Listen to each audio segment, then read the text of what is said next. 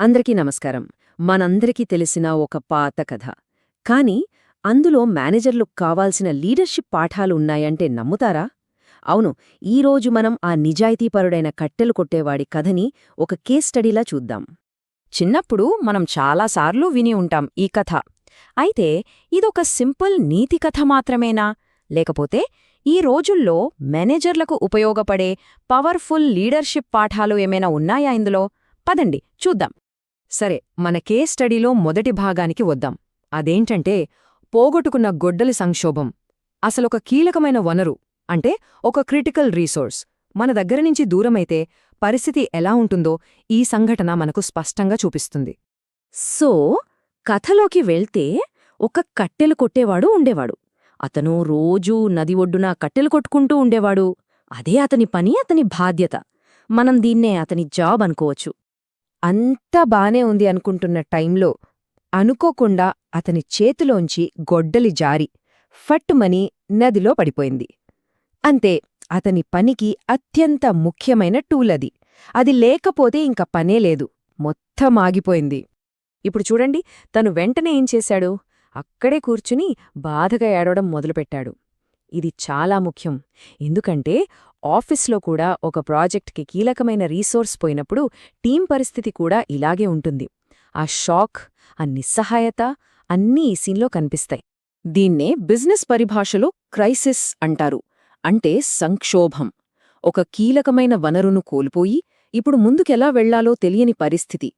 కట్టెలు కొట్టేవాడికి ఎదురైంది సరిగ్గా ఇదే. అతని భవిష్యత్తు ఒక్కసారిగా ప్రశ్నార్థకంగా మారింది. నిజానికి ఇది ప్రతి మేనేజర్ కెరియర్లో ఏదో ఒక టైంలో ఫేస్ చేసే సిట్యువేషన్. సరే, కథలో తర్వాటి భాగానికి వెళ్దాం. అదే బంగారు గొడ్డలి పరీక్ష. అంటే ఒక సమస్య వచ్చినప్పుడు మనల్ని టెంప్ట్ చేసే కొన్ని ఈజీ ఆప్షన్స్ ముందుకొస్తాయి కదా, అలాంటి వాటిని ఎలా ఎదుర్కోవాలి అనేది ఇక్కడ తెలుస్తుంది. తను అలా ఏడుస్తుండగా సడన్గా ఒక దేవత ప్రత్యక్షమైంది. ఇక్కడ మనం ఈ దేవతను ఒక సీనియర్ మేనేజర్గానూ ఒక ఇన్వెస్టర్గానూ ఊహించుకోవచ్చు.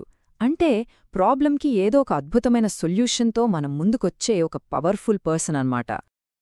సో ఆ దేవత మొదట ఒక బంగారు గొడ్డలిని తీసుకొచ్చింది. ఇప్పుడు చూడండి, ఈ బంగారు గొడ్డలికి అతని అసలు ఇనుప గొడ్డలికి మధ్య ఉన్న తేడా చాలా ముఖ్యం.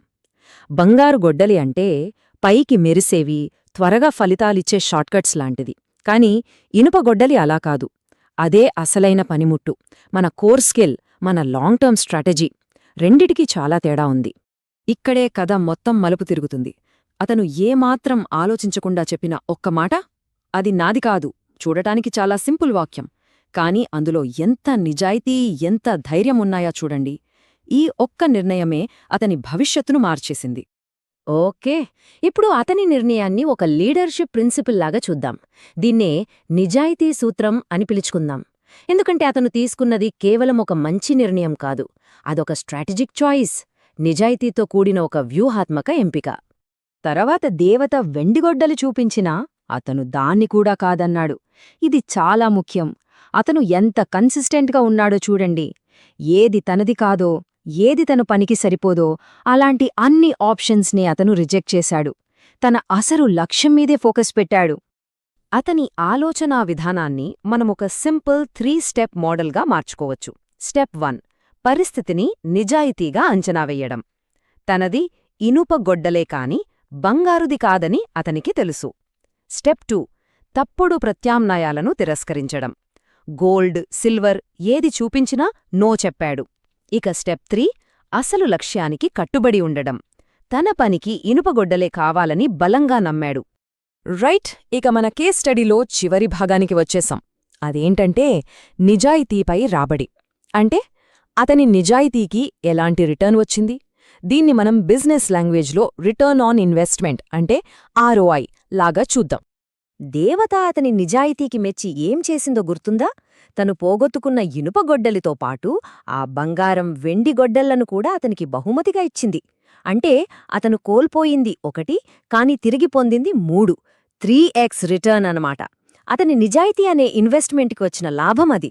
నిజానికి ఆ 3 గొడ్డళ్ళు కేవలం సింబాలిక్.